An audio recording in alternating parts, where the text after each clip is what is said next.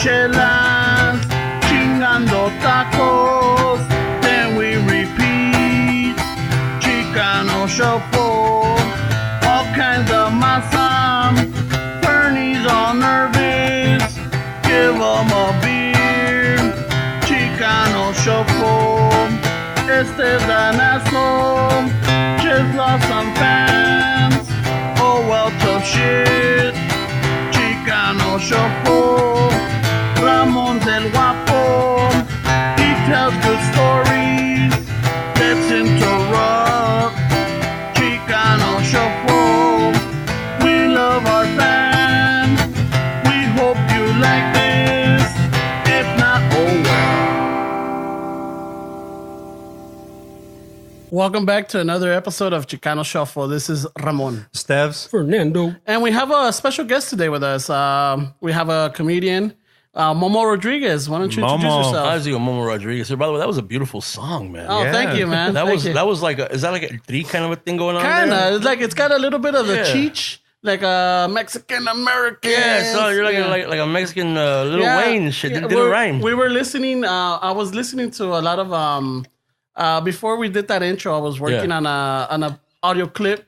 And I was using from all Chicano movies, like I have Edward James almost like, it was the dream of every vato to throw on the suit. Living out in la pachucada. Yeah, andale. On the suit too. Tranquilos Montes. But it took him a while to get that fucking tone, bro. Because yeah. he was a little whitewashed at first. At first, he sounded I was- like a Chicano from Eagle Rock. Okay, so good. We had to bring him into Islos. It's like Noel G. Yeah. Any movie. So we had so we worked on it, and then we used that clip for like 2 episodes, and then because of other reasons we couldn't use Yeah. it.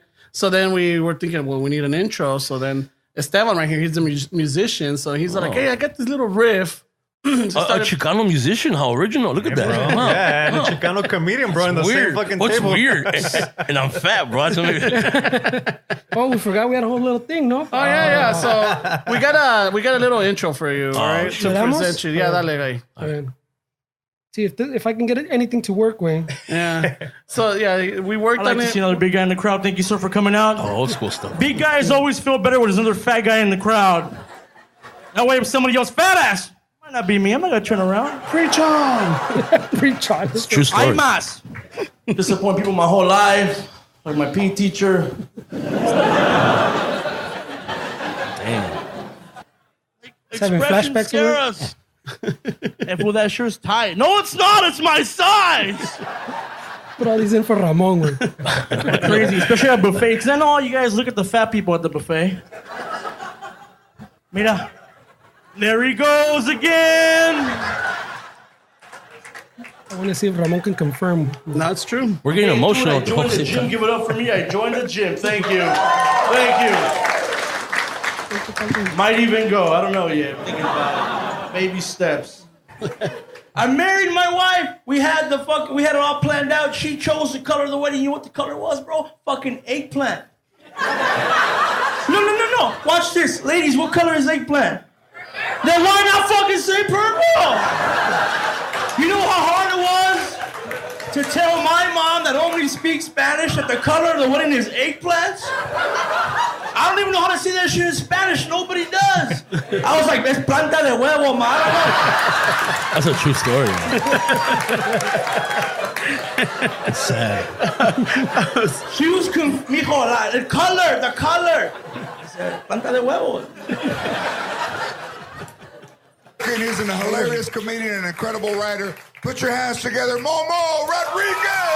Oh, that's George lost my heifer right there, bro. Órale, man. I like that. We got a that- big budget for sound. Oh, bro, that's pretty. That's, Those fucking batteries last for 10 years, bro. That's all of our our budget. special effects is brought to you by Spencer's.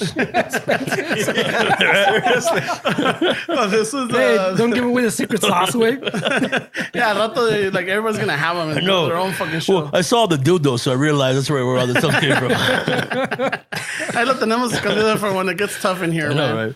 You know? No, that's actually a lot of old stuff and new stuff. That stuff, I mean, it's been 11 years, man. I remember where La Mija and I went to go see Yeah. you in Norwalk. Órale. Yeah, The hometown. that was we went to go see you right across the street from the Newark Square. I think there was a Oh, restaurant. Saras. Sadas. Yeah. Saras Remember Grill. that spot? Yeah. Now it's Los Compadres. Yeah, yeah. Sepa la chingada what it is. But I remember I was Yeah. trying to look good with the mija because we were starting to go out, like friends. I remember those days, dude. You remember? I remember you were the guy. I was the You guy. were the guy. You were the friend zone guy. I was. For a while, I was. And I was, you know what? I'm going to tell you the truth. I'm like, hey, come here, hit him up.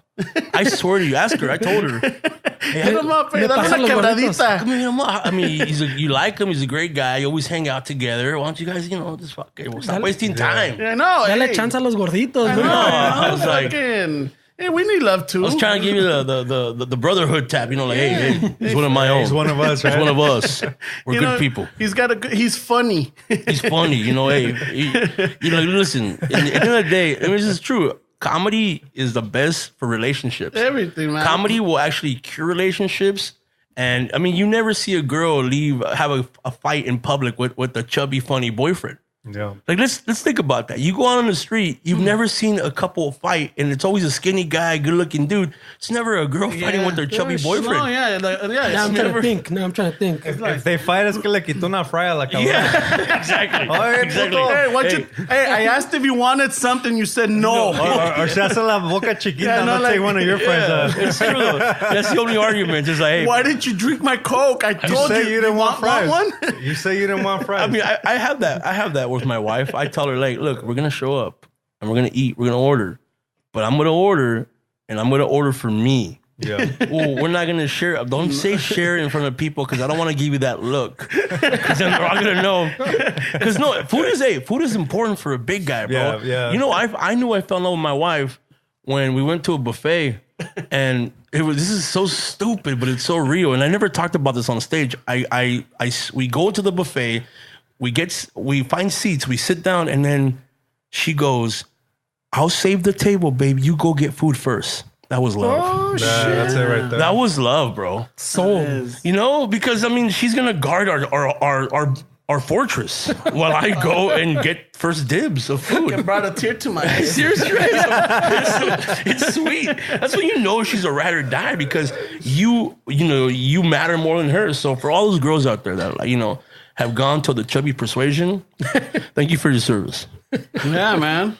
Much appreciated. Much appreciated. Very much appreciated, man. And not only that, but it's just like it's like you say, the chubby guy, the medium husky guy, like to refer to himself as a medium husky. Medium husky, yeah. Medium husky guy. Like a dog. We somehow it's like you can't be an asshole because por si no te van a querer, güey. Exactly.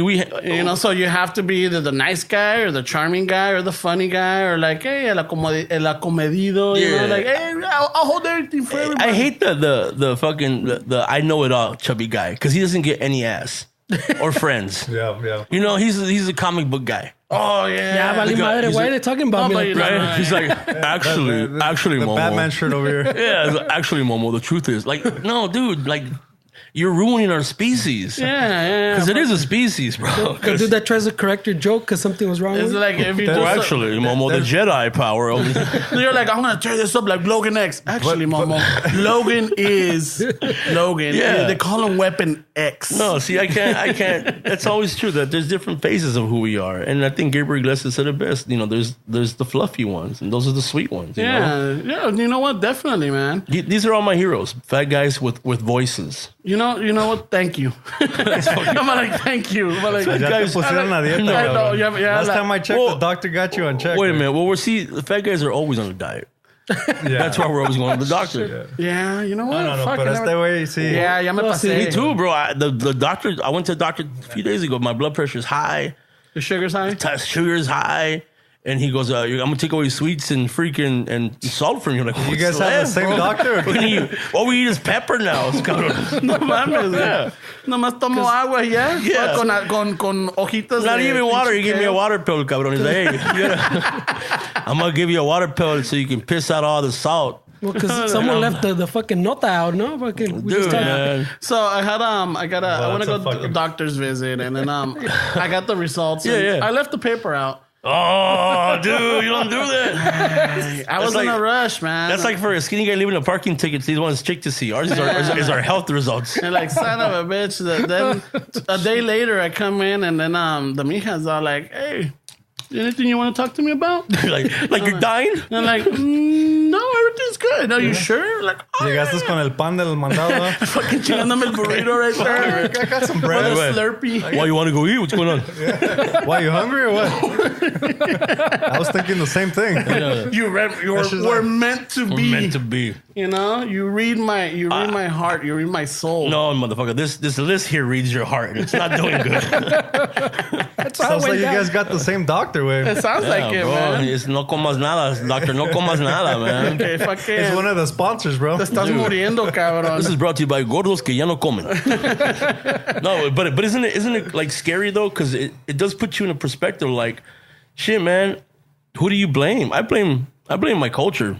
You know, yeah. I have to blame somebody, and I'm going to blame my culture because, you know, we fry things. We can't just fry it once. We got to do it again. Not only that, but not only do we fry it, not only do we fucking add tortillas, which, by the way, they're gluten-free, you know? Yeah, so you think it's healthy. Yeah, and know? kosher. And kosher, you know? And Fat-free deja de también. eso, but fucking almost every meal is carne or puerco. Yeah. I mean, they throw the gallina in there, the pollo, like, hey, you know? Yeah.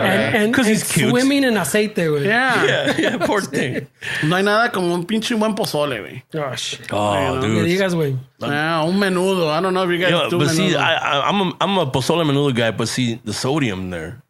That's what sucks now, bro. I mean, but you know how I many mean- times I've been at Northgate recently looking at sodium? They He's been don't even put it on there. I just banned went in the from morning and Northgate. I even went for the little sample de menudo that they had No, there. they're like, sir, you know what it tastes like. You don't need no sample. Ya sabes, güey. Ya sabes. ¿Dónde está la cebolla, güey? Nomás tenían el orégano, la hierbabuena, el orégano right there. Like, Oh my God. ¿Dónde está la cebolla?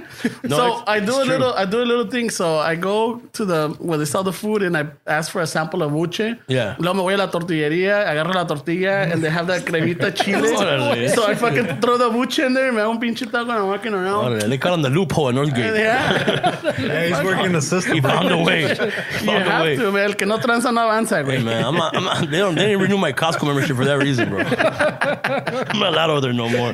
por aprovechado, güey. Like, hey, Fucking people try to, hey, there's a line, puto. there's a line. There's a line, all right? And it starts right here. You ever get a sample and you have to sit there for like a minute to pretend you're interested in the product? And Yeah, so you're so where gonna get it at? Where's it at? Oh, you know, so can I do this with maybe unos frijolitos on the side? Or, They're like, sir, it's a cracker. I'm just saying, I mean, You should get together with that other doña over there. know, right? Make a platito, güey. No, he's over here trying to organize the Costco sample people like a peachy chingues. brown beret over here. yeah, but I mean, it's good to see because we did some research looking you up and everything. Oh, and this, shit. no, we just, Talk to my doctor. no. Let me tell you, there's a reason why that sperm count's low. Pedo aparte and shit. No, but we started looking, and I see that you've done a lot of things in the 11 years that you've crazy. mentioned. I saw that you were on. You started a Tons of Anarchy. Well, Tons is funny. Tons was a stupid web series that we did. Yeah. It was a web series, and then all of a sudden, I wrote it into a 6-minute episodes, and then I got a crew together, and then we did a pilot, and it was stupid, and then all of a sudden, I did a 22-minute episode, like an actual Yeah. Full length, yeah. like a full-length episode, and then George Lopez read it, and he said, "Hey, I want to do this. I want to be your executive producer on this," and then it just became a development now. So now we're developing into a series, and it's funny, and it's basically it's 4 comedians that have to, get into some trouble with some bikers, and they have to pretend to either be a real biker club or go to jail. We got the, yeah. Or get their ass kicked, Yeah. So they actually. Ramos like, we can all relate. Hey, so- I got a chaleco that's There you sitting go, there. bro. I got a helmet somewhere There over you go. here. He's got the botas, the chaleco, the helmet, but no bike. no Hey, bike. no, listen, none of these guys have bikes. This makes it funny because they're stand-ups. So wait, is this a biopic of Ramon? This is this is the most story. Yeah. No, when the TV show Sons of Anarchy came on, I was all into it, and I got everybody into it. We would meet up on Tuesdays and watch it, and then we had our favorite. I mean, I love fucking Emilio. Emilio, yeah, that's my boy, Oh, man. dude. I was, fucking Alvarez. I was always telling him because at the time I had long hair. Yeah. I'm like, dude, I just need to meet that guy. I mean, I could be a Mayan. I know I could be a fucking Mayan. Yeah. I mean, That was his thing, yeah. That was my thing for I just the have to longest. run into him once. Yeah. Well, now look what's happening now. Yeah, Now, they're doing the Mayans. Yeah, Mayans is coming out. They're shooting and it's gonna come out soon. I was I'm very good friends with Emilio. Yes, I've seen that. I knew him since I was doing stand up when I first started, and he became a good friend. And then now he's doing great. I mean, and now he's like involved in my projects. Dude, that guy, I've always seen him. I've always liked those characters. Like one of them was also like Danny Trejo. Like Danny. He was always the bad guy. Oh, I love Danny. Fucking loved him, dude. Loved him as a bad guy, like Desperado, and then you saw him in The Heat, and you saw him in all these other movies. Which one's the one you accosted with in Santa Monica with? Oh, the one that... The little gordito, güey. Bobby Alves from... what's his name? The dude with the white beard. Oh, you're talking about Boone. Yes, Boone. That's my boy too. Yeah. That guy accosted him in Santa Monica. I stalked him, dude. Oh, bro, I have a actual, because we started doing development for tons already, and we already have like costumings and we have all this stuff, and we had a golf tournament. We had a tons I saw golf tournament. that. And Emilio went. A lot of the new Mayans went, and also he went, and he was wearing my cut. He was wearing it. I have a picture. I'll send to you guys. He's like, he wants to be in it too. I mean, we got so. This was supposed to be a stupid joke, but then when they read the script, that's beautiful. yeah, they're like, wait a minute, we get what you're talking about here. We get the whole. It's a Latino show, but it's not. You guys are trying to become your stereotype. Yeah. And you guys are not like the stereotypical Latino. You guys are actually like real people. I'm like, well, that's because we are, fuckers. Yeah. That's who we are in the industry. And when the networks read it, they were like, this is really weird. It's not about cholos. No. And it's not about struggling in the border. It's about you guys are actually real people and this community, and you've been here for years, and you guys you make it for white people. I'm like, well, that's who we are. Yeah, that's people. Yeah, it's for everybody. Yeah, and that's what people got excited about it. So I mean, everybody's involved. I mean, every big Latino that I look up to knows about it, and that's what made me like, oh shit, this is gonna be pretty big. I mean, even Emilio is, we were having tacos the other day. Oh, shit. We went to go. Fuck, I'm hanging out with the wrong people over here. No, let's see what happened. Can I introduce you to Esteban? Right? He's a cool vato. So this Wednesday, No connects, right? It's cool. This past Wednesday, George Lopez invited us to go, me and Emilio, to go watch a screening of the new movie coming out called El Chicano. El Chicano. Which is a great movie. The movie, it's about a Chicano superhero. Oh shit! It's really cool. Down my alley. Yeah. And George plays like, tell me more. Like a Commissioner Gordon, basically. That's what George plays. Okay. To the superhero, and it's about a cop. It's about a Latino cop that becomes a superhero, and Emilio Rivera's in it. So we went to a screen from the director, gave us like a direct screening, and no one's seen anything of it. So I was, Frankie Quinones is in it, Cholo Fit, Creeper. El Creeper? Creeper's in it. It was funny. He's this funny little cameo in there. And then, so I'm watching it, and the three of us watch it. Great movie. And then George takes off because George is George Lopez. Yeah, he's the king. So me and Emilio are outside. This was in Hollywood, Beverly Hills. So Emilio looks at me like, so you want to get tacos or Chinese food? Ya cayó bien. And I'm like, he's legit. And I'm like, he's legit. And I'm like, well, it's Tuesday, bro. He's legit. He's like, you know what? Tacos it is. So we're in Hollywood. Where can we get tacos in Hollywood? Now everybody's going to say, go to Trejo Tacos, go to Pinche Taco. We go to Tacos Gavilan, bro. We kept it real. Yeah. We went to We're Tacos just talking about Gavilan. Gavilan. Yeah. Fucking shit's blowing up. Yeah, we went there. We had tacos, and we started posting on Instagram. I bet those two pendejos there with tacos. Bro, it was Wednesday. It wasn't Taco Tuesday. We're all blasting this shit. And we're just talking. Me and Emilio were talking. We're like, yeah, we want to do so much. And Emilio, see, guys like Emilio Rivera have helped me, have inspired me and pushed me. I mean, I'll tell you who helped me. Emilio Rivera, Isai Morales. Yeah. Isai's been like Bob, my tío, man, like my mentor. He'll call me up. He'll give me advice. Oh, fucking Yeah, Bob. that's Bob. I fucking fell in love. Bob, yeah. And fucking La Bamba, dude. That was my hero. Yeah, Not fuck Richie, but Bob. I'm saying. Nah, bro, I'll tell you right now. Fuck Richie. Okay. Bob, Eastside's been like such a great, inspiration. I mean, he talks to me. He tells me what how he feels, what happened with him. He gives me lessons. I mean, it feels weird to have these mentors. I mean, Edward James Olmos. Yes, people. Another mentor. I have a mentor that I used to follow named Rick Nahara. And he one day for 4th of July, he's like, come to my house because he's by himself, and we both went to Edward James Olmos' house. Oh, So it's just me, Edward James Olmos, his son. Does he go like, "What's up, carnal? Órale, mijo Momo. Come on in." Queso una enchilada. And no, actually, it was funny. I walk in, and he was so cool. For me, I was a little starstruck because I met him, but this is the first time I'm kicking it with them, like personal. At his house, yeah. At his house. That's personal. So I'm there talking to his son, Miko, and then we're just hanging out. And then all of a sudden, he goes, "Hey, let's go take a walk on the beach." And I'm like, You're like, "Nah, valió madre, I'm done." I'm like, That's oh, it, shit, dude. man. It's like when this guy told you, I know. take you to the back. I know, right? So I'm like, okay, yeah, let's always go to the beach. So we're walking to the beach, and this is in Huntington Beach, and we're crossing the street.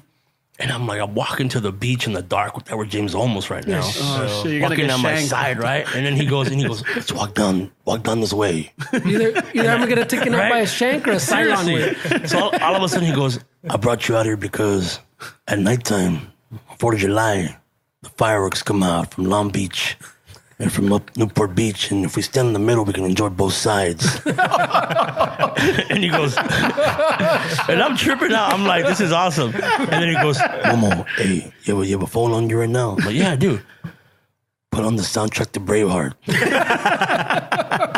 I'm like, okay. What I'm like, this is weird. Isn't that his I'm first like, rodeo? yeah, exactly. And then we start playing the fucking soundtrack to Braveheart. He goes, it's beautiful, isn't it?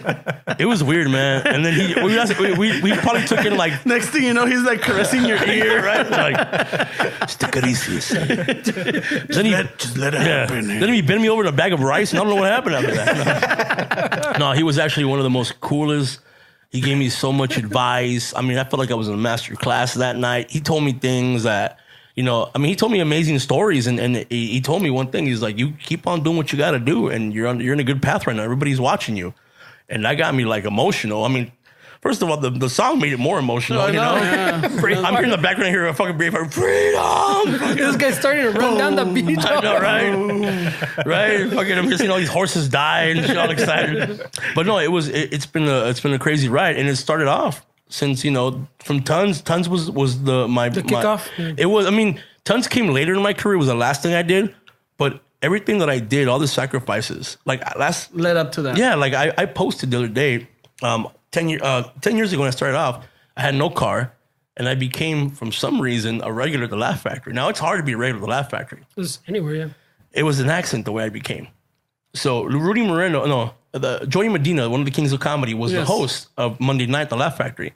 So I saw him a night before at some other club with Rudy Moreno at the casino, Commerce Casino. And I did it like a 5-minute spot because Kid Reed didn't show up. So I took Kid Reed's spot. So you like filled in. You're like, And I was just there at the right time. I did 5 minutes, and Joey's like, "Why don't you come to Laugh Factory tomorrow? I'll help you. You bring me up on stage. You won't Introduce him, yeah. Yeah, introduce the host. Do like 3 minutes. I'm like, I'm there. So I go, and I show up, and I do my 3 minutes, and it was good. And then he goes, "You're gonna have to stay because Dom Herrera is gonna cancel, Oh shit. and I don't have a comic tonight. So you have to do 20. Can you do 20?" And I could do like maybe 13, bro. And I was like, well, yeah. And I'm like, You don't say no. I just did the 5 earlier. So fake it till you make it, isn't it? So I went up there and I just started riffing, and I just like made it happen. And then after I was done, the lady in charge of the Laugh Factory goes, "Momo, I don't have you in the system. Where can I send your check to?" "Oh, just let me give you all the information." So now I became enrolled in the regular email. Oh shit. So I became a regular by accident, and it was never passed. Oh shit. So that's how I became a regular. And then from there, I hosted Monday nights. Yes, I do remember Yeah. this. The Mija would tell me that, like, hey, Momo's doing it. Like, when are we gonna go? When is he gonna hook it up? Yeah. Yeah, I'm trying to get the freebies. Pero cuánto? I need some merch. And I'm like, hey, Some just 2X. fuck Oh, you were it, 3X medium in husky, those days. medium husky. Medium husky. We don't go by X's. No. Yeah, we were past that. That meant those Yeah. large. No, Yes. but after then it took off, and then after that, I got all these spots, and then I became a writer for a company called Maker Studios, and they do all the YouTube stuff. They did like Epic Mealtime. They did all that. So I was a writer, and then I wrote a show called La Chamba. La Chamba. I didn't know that. And one. it got taken off, but it was 12 episodes. It was basically The Office, and it was about a YouTube company. And and we had a lot of stars. That's where I met a lot of the YouTubers that are big, a lot of friends, and that's where Mencia saw me. And then I was a host on for Red Carpets. So they sent me to a I saw that there. yeah, they sent me So to, when Trejo, I was gonna. yeah, well, that's what they sent me to a Chicano freaking a Chicano golf tournament, right? In East at the Quiet Canyon. Yeah, I saw that. By the pad. Yeah. So Tony Plana plays remember he played Ugly Betty's dad. He also played Jefe from Three Amigos. Okay. Oh, Yeah. wait a minute. No, isn't that Arau? No, that's Arau is El Guapo. El Sargento. He was Yeah. El Sargento, right? Jefe. Oh, that's right. He's the Jefe. one. Like, Would you say I have a plethora? you know, like, yes, Jefe. You have a plethora. Do you know what a plethora is? Why, Guapo? Why? I know I don't have the superior intellect like yourself, but could it be? That you're upset or something else? Maybe like the young muchacha. I know. No, Dude, he's I love that guy. He's an amazing actor. So he started a thing called the East LA Children's Theater, and they had a golf tournament, and I was invited to go and just interview people. Okay. So my boy Jesse Mondajano, he runs a company called the Latino Marketing Network, and he told me, he's like, yeah, I'm gonna write your name in opening up. I'm like, don't do that. You're gonna get in trouble. And following day, it was on the freaking lineup as opening up. Opening up for Carlos Mencia as Momo Rodriguez. And I've never met Carlos at this point. And, you know, a lot of people hate on Carlos. And I didn't know how to, you know, I never met the guy, so I didn't know anything about him. I show up and I interview him, and he doesn't give me an interview, the asshole. He ignores me. You know, he's tired of people talking so much crap, and he's so focused on his golf game. Man, you know, I shouldn't have interrupted him, but everybody else gave me an interview. Emilio, that's the first time I met Emilio too. And Jacob Vargas was there. Yeah, I saw that. You took even Cheech. Cheech was there. Felipe Esparza. No, Edward James Olmos. All of them. It was, for me, it was all my heroes were in that room. Yeah. It was amazing. I had such a good time. So then there was time to, you know, the gala. And bro, I was starstruck because every famous guy that I look up to is in the audience. I mean, everybody. Yeah. So Cheech is there. So I get off stage. I mean, I go on there and I just start doing my thing. I get off and I'm shaking. Yes. I go to the restroom and behind me is Eddie Olmos and Cheech Marin. Oh, man. And Cheech Marin goes, hey, man, you're like the next generation for us over here. And I swear to God, I almost cried, right? So he goes inside. And then as I walk back into the room, Carlos Mencia goes, hey, what are you doing tomorrow? I'm like, nothing. He's like, you want to go on the road with me? Oh, shit. And I was on the road with him for 4 years. Shut up. 4 years with Mencia. I took 5 weekends off in 4 years. Well, all over the world, all over the country, man. It was crazy. You've always been at the right place at the right time. Yeah, bro. You know, and that people say that's, you know, why? Why waste your time? Why sacrifice? Yeah. In those 5 years of development of me being as a comedian, I would perform at the Laugh Factory in Hollywood in Long Beach. I was mugged 14 times, bro. Oh, Yeah. shit. 7 of those were at gunpoint. And it was because I was from Norwalk, or sometimes Costa Mesa. I would take the blue line to the red line to the, you know, to the blue like you line said, to you the didn't green line to have the a red car. line. Yeah, I didn't have a car. You needed an Urby way. And there's a place over here, yeah, right. There was a part over here on the red where the blue line and the green line meet. Yeah, on right Imperial there. Wilmington. Yeah, well, That's Watts. No, that's yeah, it's Compton. Watts. That's Watts, right? Well, there's a stop right there, the Han station stop. Yeah. And it's only like maybe less than a mile from the next stop. Yeah. So they would go on that stop, rob you, and then get off on the next stop. Wow, bro. And you know what's crazy? It's right underneath the police station. Yeah. Yeah. Right there. Yeah. That's what's crazy. And I was mugged all the time to a point where I was like, really, bro? Yeah. Like, I'm on the bus, dog. You just got my cartera yesterday. I know. I mean, You put my account on the negatives, dude, bro. I saw one guy one time buying his little girl an ice cream. And what sucks is that he jacked me the day before. So I'm like, fuck, I bought her that ice cream. No shit. I didn't feel bad. I was like, you know what? She's having a good day out of this. You know? But see, that's I guess for me, the determination. I really wanted it bad. And every day I would go on the bus, I would say to myself, what's going to get me off of this shit? And there was moments, one time I had a panic attack at the Laugh Factory. I passed out upstairs. And shit. Bob Saget woke me up. Wait a minute. No, not with his Chile. No, he was slapping me, bro. He slapped me. He goes, wake up. He goes, wake up, boy. With his huevos? Was his Like, pants on? Okay, swear to God, Uncle Jesse was there too. Don't lie. John Stamos was in the room too. Cut it off. Cut it off guy? No, that was Dave Coulier. Yeah. No, it's the John Stamos. John Stamos is the musician. Yeah, the musician. The 90s Fonzie way. Yeah, they were both in there. And I remember I was to myself, what the what's going on with me, That's man? it. I died. I went to Full House. Hey, Uncle Jesse, you got some turned bus into fare? 'Cause I Michelle, got bro. mugged. I fucking died. I went to a white sitcom, bro. I don't know what happened. This is hell. I know, right? No, but it was for Maybe me. I won't get mugged today. Right? It was an experience, man. It was an experience, but at the same time, I appreciate like going home. Like the ride home to Norwalk was always like humbling because you're like, damn, right now I was on a red carpet. I mean, one time I had to wear a mariachi costume from Costa Mesa to North Hollywood in the bus, bro. You know, That's dedication, bro. Let me tell you, this is. You know how many songs were requested in that pack? I know, like, hey, ¿tú sabes la negra? No, bro. I'm like, all I know is el niño perdido right now. Hey, y lo más cool is even if they give you some limosna, they're going to jack you at the next stop. I know, bro. So it was kind of like a win-win. Yeah. You know, I had my sponsors. No, you know what? When it came to days like that, I noticed the weirder I dressed on the bus, the less they would mess with me. Yeah. So I actually just You stopped. figured the hacks for the metro. Dude, way? I started like dressing weird the whole time on Did the you bus. ever dress up like el pinche Diablo? Bro, one time for Halloween. Start talking to yourself. I know. Start twitching. I know. I kept on talking to my backpack all the time. We're almost home. Down there. I know. It was one of the crazy experiences because at the same time I had to write comedy.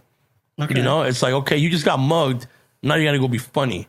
And then you might be mugged on the way home, but then you got to be funny on the other place. Oh, shit. And that made you a writer. It made you, plus we didn't have as much social media that we have now. So I started off when, you know, social media barely begun. So I had to, you know, learn through not YouTube, but through stages and being bombed and, you know, open mics and freaking ghetto ass rooms and. Dile mi amigo over here. Remember, he keeps saying, hey, I'm going to go hit up an open mic for Do like it. 10 years, güey. Yeah, but Pero you se le know, hace chiquito y no va. no es eso. No es que se me haga chiquito. You're afraid of bombing, bro? Or what? No, I know I'm gonna bomb. You should have to bomb. bomb. You have to. You have to bomb. You Yeah. have to hit the bottom, and then that's how you start developing your game. You know. Who fucked here perfectly for the first time? Like for the first time they had sex, who was like the best?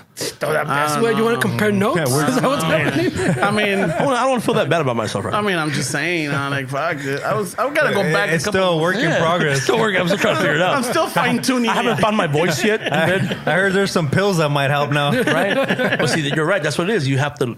It's a muscle. Yeah. You have to prepare for failure. Plus, I mean, things are funny for you that are not funny for It's very everybody else. subjective. That's it's true, very yeah. Or Dude. even different rooms, right, bro? You have a room that's full of Bro, Latinos, even- and then you go to fucking back east somewhere. And then we'll give you an example. When I first got on the tour, Mencia was like, "How long can you do?" I'm like, you know, I was cocky. I can do an hour, dog. Yeah, I got this. I can fucking talk for an hour. They'll listen to me. I'll kill.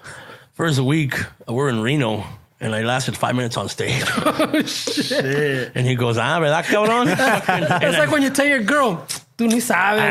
Mira la que te voy a poner. I know, right? Hey, Mira, es güey. más, throw the towel. Just throw it when you're done. Fucking she's in a Te cover. voy a poner toalla blanca aquí, I eh? know. No más.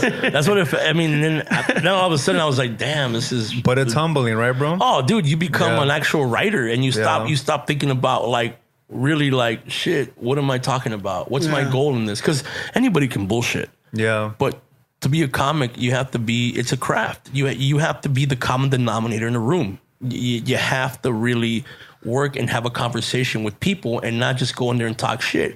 I mean, I'm in Texas. I'm in Albuquerque. I'm in freaking. Iowa, Nebraska, Tennessee, Chattanooga. I mean, everything just East Coast, West Coast comedy. It's all, you become your craft. And it was 4 years of me becoming and I became a badass because I had a great teacher. And he was the kind of guy where like, let's say there's a 12,000 people. Mencia was your teacher. He was my teacher. Okay. 12,000 people in the audience. Yeah. And then you're about to go out there and kill. You're like, fuck yeah, 12,000 people. Yeah, you're not talking about a little room. Where Right? Yeah, No, it's like you're about to go out there, and then right when you go out, he grabs you by the arm and goes, I want to hear all new material. And you're like, but I'm going to kill if I do my shit. He's like, they're not here to see you, motherfucker. They're here to see me. So you have the... Yeah, you're here to learn. Yeah, So yeah. you better go out there and write on stage. This is a perfect way for you to write. And I was like, damn. And he made you cry. You know, because people hated on him for all that jokes stealing stuff. They hit him up too. I mean, Yeah, they did. oh, they hate him. But I was there for 4 years, so I saw how he wrote. You know, so I know he was a writer.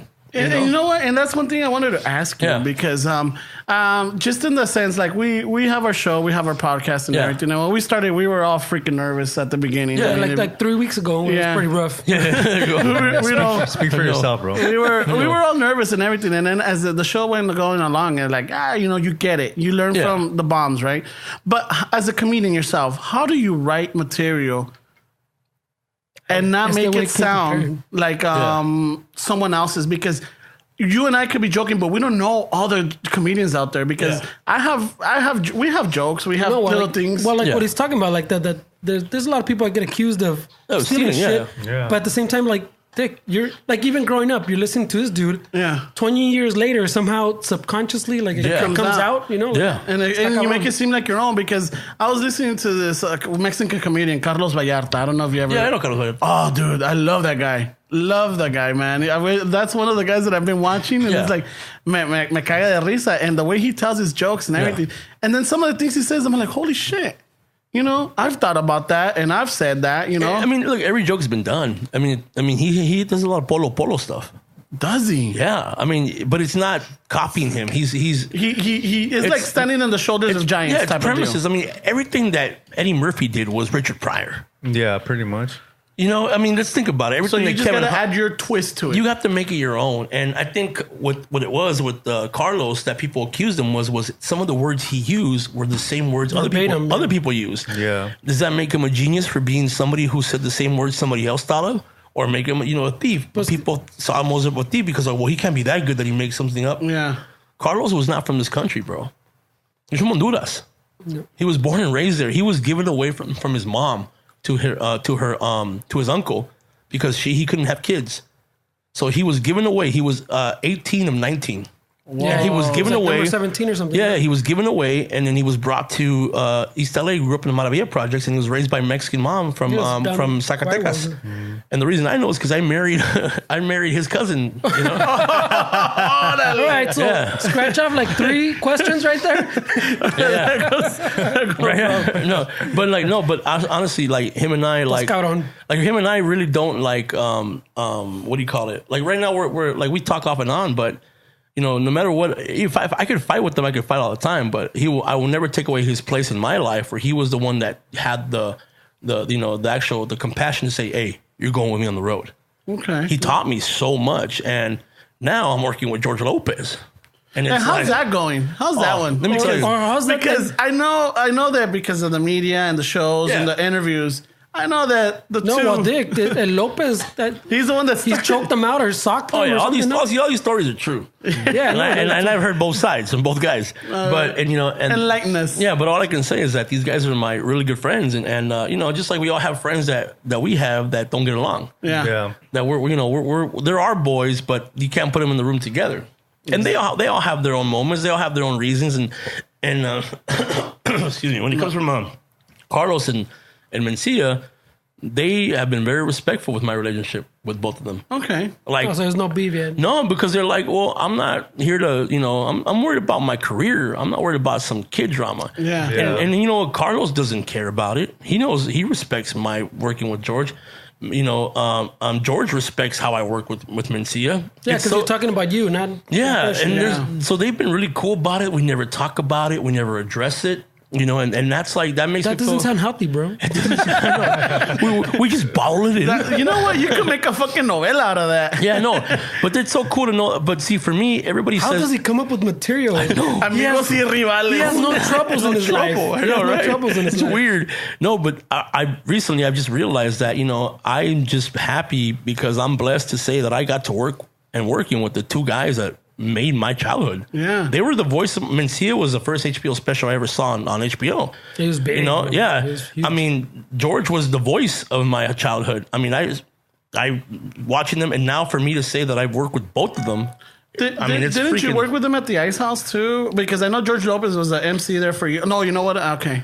No, he will see George. What's going on with George is right now I'm working with him on a few projects we can't talk about. Okay, but we are working very, very close together. And I'm on the real. But we're working on something like a bunch of big things together. That's good. So me and him are like we're working. We're bringing old school to new school.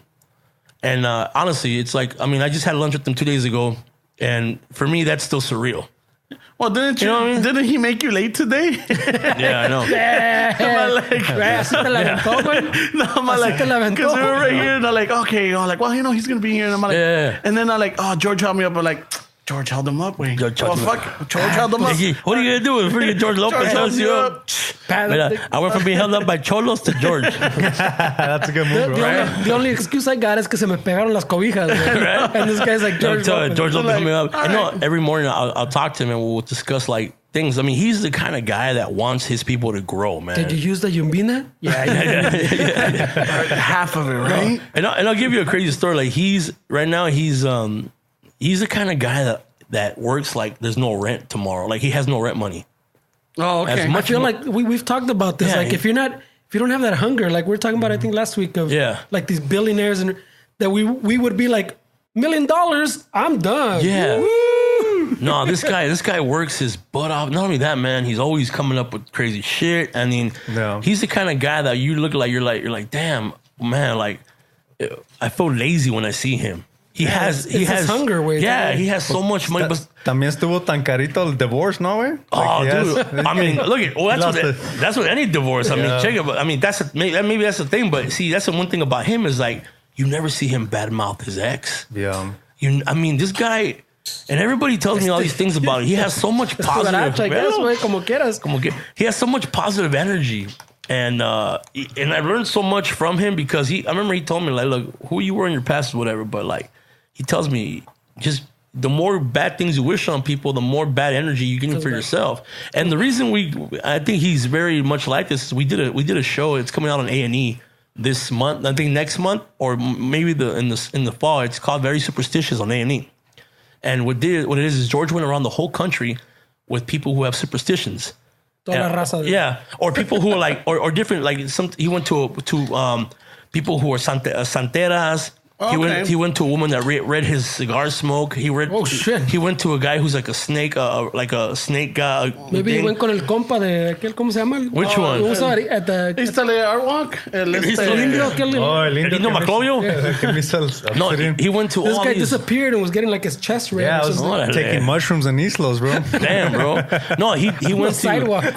He ate like all these different animals. He ate like fucking bull dick. And for fertility. I mean, he did all these. Wait a minute, was it the balls or the dick? Because both. They put it together in a caldo, no? It's actually in Koreatown. Yeah, they put it in a caldo. It's good for fertility. Yeah. So he did all these things and he went around the whole country and then we shot this beautiful 12-episode series called Very Superstitious and I'm a writer on it. Nice. Right? And for me, just to see him go through all these, because he actually went through them. Yeah. He didn't just freaking observe them. But like, George, they want you to jump off a cliff in Hawaii. Did he do the ayahuasca? What's that? Esteves? We refer to Esteves. It's just a plant it's a psychedelic that makes you go back to like all the shit you have in your head. It wakes up your demons. It's in Peru.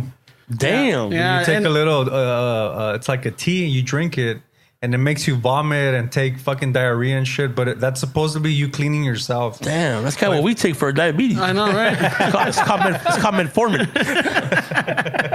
So, no, okay. So, I didn't mean to cut you off, but I just wanted to see if... Damn. Yeah, but all right. So when does it come out? Do you know? We don't know, right? Because it's a process. It's a process. We shot it last November, and it's been done. Okay. But right now, they're lineups. So, networks are so freaking tricky, bro. Like it's not like I always thought it was like you shoot it, sas. Ya está. Yeah, but no, like Mayans was shot like a long time ago. Mayans been developing for like 3 years, and it's barely coming out. Yeah. And people are like, what's up with tons? What's up with tons? I'm like, dude. If it was a cheap show, it would have been out a long time ago. But now we're fucking with like big money. Yeah. Okay. So now it's like we can't even talk about it or post about it anymore. Oh shit. Now it's big, so we're like we have to just like shut up and let it come together. On a more serious note, though, like when you're filming like tons and estas madres, and you go to the craft services. Do they bring you the conchas? Because let me tell you, bro. Because I've been to craft services and there's no conchas, and I'm like, what is this Danish bullshit? Have you ever been on a George Lopez set? There's conchas and tacos. Bro, there's lobster and tacos and conchas. Oh shit! I'm gonna give a shout out to my boy Will, Crab Service. It's like the biggest buffet that you like to go to. OG Blur on Instagram. He's works a lot with George and the craft service, but this motherfucker. Hey, Chicano Shuffle would like to get we need a little catering right here. We need a little motherfucker had lobster, oysters, fucking filet mignon for like a half an hour shoot. Con que traiga tacos and conchas. Like, tacos, conchas. George used to get taco trucks show up. He used to get like Tacos Mexico or King Taco to show up with the taco truck to set. Oh shit! Look, let me tell you about George. There's a party every year called Who Weed in My Pool. It's a weed party. Who weed in my pool? Okay. This party is insane, bro. This party is insane. Let me tell you one thing. Tacos, and George knows his taco. He has a restaurant, Chingon Restaurant, Chingon Kitchen in San Manuel Casino. Oh, really? Yeah. The drinks are. He's always. I'll let you guys know when we go down there, but he'll go and he'll just party the whole day there. Oh shit! He's opening a bunch of them too, but the main ones in San Manuel Casino, Chingon Kitchen. Chingon Kitchen. I'll check Chingon Kitchen. It's all Chicano style, so everything is Chicano. And there's another Chicano place that a good friend of mine, Dia de los Puercos. Oh shit! You heard that place? Eso está chido, güey. Hey, it's in West Covina.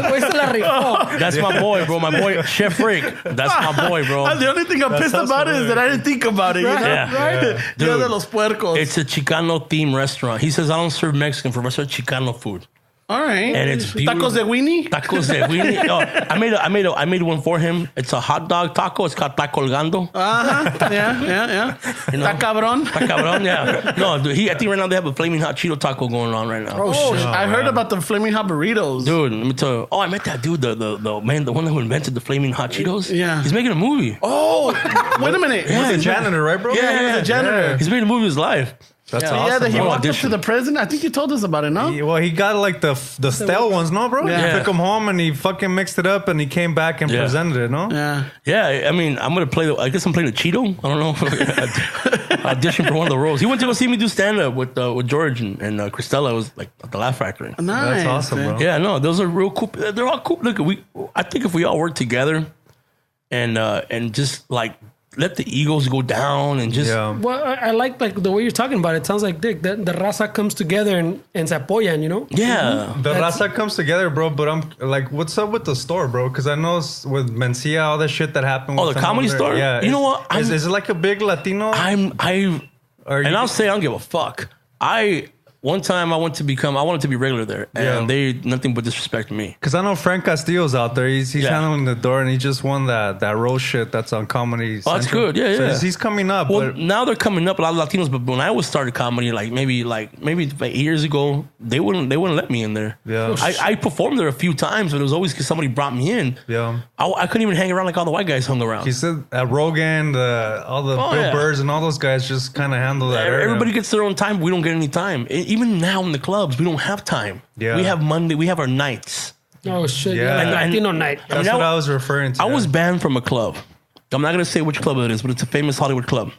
Okay. I was banned. I was the host there on Monday nights, and if you trail back to the tape, you'll figure out what it was. Yeah. I was banned, and the reason I was banned was I asked, "Can I do like a weekend spot? I always do Monday nights, our Latino night."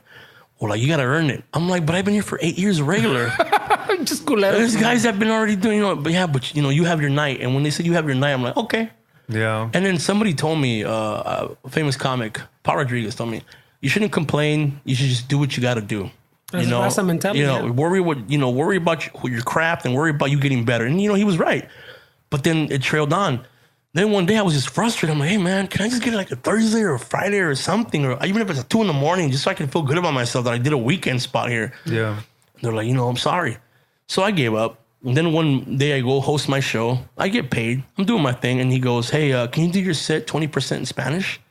And I'm like, but now you're changing me. Yeah. Like, can I just be me? Like, this is what I need you to do. And if you don't want to do it, don't do it. But I don't want you up there. I'm like, you know what? I'll do it. So I go up and I go, due to the quota I have to meet by the club, for 20% of my set has to be in Spanish. After every punchline, I will say the word verga. And I do my whole set. Blah, blah, blah, blah, blah, blah, verga. Verga. And it killed. And they never called me for like about 4 years. Shit. Really? Yeah, they didn't call me for 4 years till George Lopez brought me back. Oh shit! Yeah. Holy shit, man! No, so I guess it's a competitive world. Look, it's for being Latino in the industry is a bitch, and I will tell you that. And I'm not gonna pull the race card, but I will, bro, because I'm in there. I'm in those trenches. Yeah, no, it's true. I'm in there every day. We've talked about like the films too. Yeah, no, it's not good, man. And people like myself are the ones that sometimes have to swallow their pride and just keep on chugging at it. It takes balls too, and it takes a lot of patience and fucking frustration. I mean, well, it takes balls because, like you said, you got banned for 4 years. But they changed your whole act. And look what it came back with. I know. One of the kings, right? Yeah.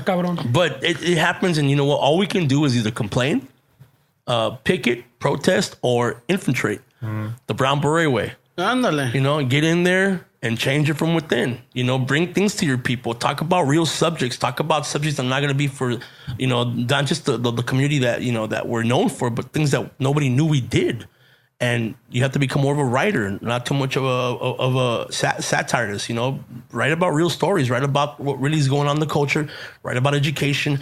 Write about examples. Write about what we do every single day and not what we, you know, are accused of doing. The stereotypical. Yeah, it's like you're saying, they try to change your act, and you're like, dude, this is what we're all about. I mean, it's funny because I'm more accepted around the country than I am in Hollywood. No. That sounds about right. I can go to any club and kill, but in Hollywood, well, who are you? Yeah. I'm like, like the billboard across the street has my picture on it, bro. Yeah. And not only that, on your website, I'm listed as one of your regulars. It's culeros, man. Yeah, and I can't even come inside. Oh, okay. Oh, Momo? My picture's on your wall. That's good to know, bro, but that's not me. You know? my name's on the wall. My picture's on the wall. We have lobster catering on the back of me. What the fuck? No, hey, let me see some ID. It's right there on the wall. Yeah, no. You in the kitchen? No, I mean, no. I mean, I'll go hit it later, but not right now. No, I mean, it's you know, there's some clubs. The club that I love is the Ice House Common Club. It's always been my home. It's always been good to me. The owners, everybody's there, appreciates me. They appreciate their culture. Yeah. They appreciate that we bring Latinos go to comedy clubs, man. Yeah. We do. Not only that, we drink when we're there. You know, we don't just go two drink minimum. I'll get the nachos and a soda. No. Yeah. 2 drink minimum. We'll have our 2 drink minimum in line, bro. Shit, we get one at the parking lot. No, I mean, I already drank my 2 drink minimum. We're such a big force in the industry, and now is our time. And we've been saying that every fucking year. Yeah. Don't get me wrong. Yeah. But now it's a different because we have no choice, or else we'll go backwards. We have to give in, or else they'll give other people shots that are trying to be like us. This is the reason why we came together and try to make a podcast. You know, we noticed that there's podcasts out there and everything, but there's a lot. There's a lot of them, but we wanted something where, like, you know, and we've gotten it on the reviews on either Facebook, Instagram, or lo que sea. It's like when they listen to our shows, I'm not sure if you got the chance to hear us or not or anything, but don't put them on the spot. Put them on the spot. I guess I have to know. No, a lot of people it's like I'm back with my homeboys. You know, I'm back with them. If you look this up, we're a big deal in Linwood. No, we kill. In El Paso, man. El Paso's fucking Texas. Hey, I love Texas. Texas is there, bro. Fucking love Texas. I love El Paso. That's my family comes from El Paso. I'm from Chihuahua. My family's from Chihuahua. My great uncle is Anthony Quinn, the actor. Shut the fuck up. Yeah, my real name is Osvaldo Rodriguez Oaxaca. And Rodolfo Quinn, Oaxaca. We come from Chihuahua. No fucking shit. way. You know what? I can get I'll have next time I come down. I'll bring his son Alex. And we'll do it. You guys can talk to him. Bring us. That is bringing proof. Holy shit! All we asked for was a picture, and he brings ain't fake news, is it? I know this ain't. Oh wow! I fucking grew up with Anthony Quinn. Yeah, my parents are the ones that told me about him. Yeah, for sure. Or introduced me to him. He's an icon, and just to try to get to that. There's a mural of him on 3rd Street. Yeah. no shit. You're right. Only Latino to win 2 Oscars, bro. Yeah. No shit. Well, yeah. Well, now we have Mr. Iñárritu. And then Memo. ¿verdad? Hey, you want to hear a cool story about what's his name? The guy from Itumat también. Diego. The director. Oh, Iñárritu. So, maybe 10 years, I don't know, 10 years ago, when Amores Perros came out, yes, nobody gave a shit about it. And they showed it at Mola, the Museum of Art in Long Beach. And I was a member of it, so I was invited to a screening and a Q&A with the director. ¿Tienes cultura, Bro, güey? it was only just me and him. Oh, shit. Nobody showed up to the Q&A. So I look at him like, you want to go get a beer? So we were in, remember the Taco Beach Cantina? I remember that. Yeah, I played there. They had bands there. Yeah. We had bands there all the time. And we just drank, me and him, the whole night. And then his wife came and picked him up. Yeah, ahí te dejaron. Me dejaron solo. Te la dejaba con el bill, Did they güey. give you pocket change for the muggy? Yeah, seriously, right? Can I get a ride though? Like, yeah, no, yeah. We hung out. We talked about like, we talked about film. We talked about I called them Ismael Rodriguez, which if you know, it's Pedro Infante directed a lot of his films, and he had the same. You know, he was ahead of his time, and now he's big time. Big time now. You don't remember me, dog. He kind of reminds me also of Alfonso Arau. El Guapo. Dude. I mean, Arau, like Water for Chocolate. Yeah. I mean, these are movies that, dude, that man. I mean, I would drink his chocolate, bro. I would make his water for chocolate, dude. Seriously, yeah. And these are all greats, man. And we had our greats, but I don't know what's going on. I don't know if we were all just dormant, but we need to come out. But we need to support each other. We need to push each other forward because everybody wants to spearhead it, but nobody wants to be the one pushing the spear. Well, right now we have the Michael Peñas, we have the Jacob Vargas, we have Well, how long have we had them for? We've had them for a while, and they need our help. Yeah, they do. Jacob is one of my good friends. Jacob is such an amazing. I think he follows actor, us. Man. I think he follows us. He's a great guy, man. Let me tell you, Jacob deserves to be up there big time, you know what I mean? Yeah. And they need and that's my goal, write fucking badass things for him. That's one of my goals is to be able to write for Emilio. That's what we were talking about. Well, it's because like you're saying, we gotta if we support each other, it helps. Like I remember I had a joke once. I don't remember the fucking joke. Oh, it was about the langostas. He has a joke that like some white guys walking down Rosarito Beach, right? And there's a guy selling langostas with 2 buckets, and one of them has a cover on it. And they're the same price. And he's like, well, why is that one covered? Oh, because esas son langostas gringas.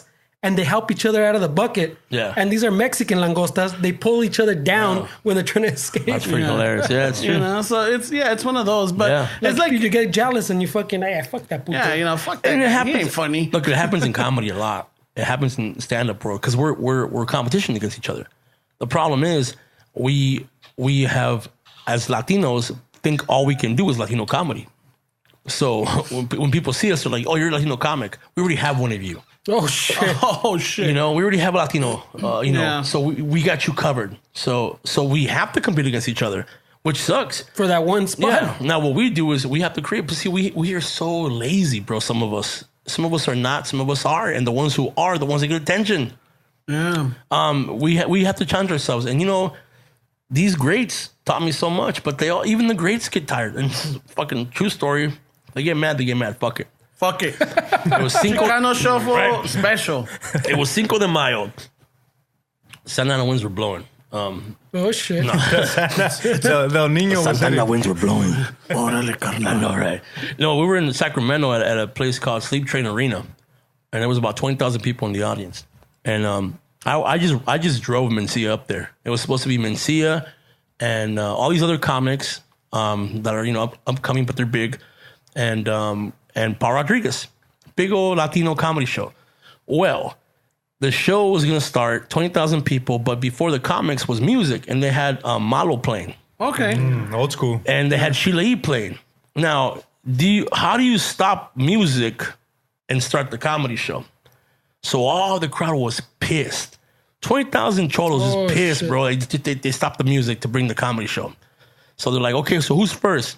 None of the comics want to go first. Not one motherfucker wants to go first. You got to turn the house way, yeah.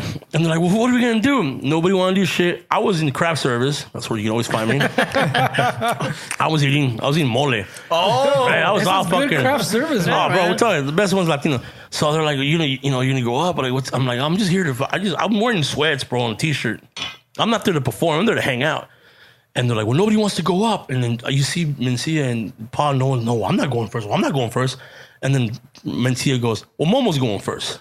And I'm like, what? I'm over with the fucking... You guys always throw you to the fire. With the shrimp in my mouth and shit. The mole in the throat. I know, right? Like, ¿qué? You know? So I know, right? So I'm like, okay, well, why? They're like, look, who cares? No one even knows you. Jose told me. No one even knows you. If you fuck up, you fuck up. If they boo you, it's even better. Then, we'll get it back up. We need a sacrificial lamb. That sounds about right. So go up there and just die. We don't care. Just do it. Just do it. So I'm like, you know what? And he goes, Mencia goes, show them why I chose you. He gave me like a fucking, he gave me a speech. He gave me like one of those fucking like empowering speech. Yeah. Show them why I chose you. So I go up there like, you know what? Fuck it. I'm going to go up there. If I die. I walk up there. The longest stage I've ever been on, bro.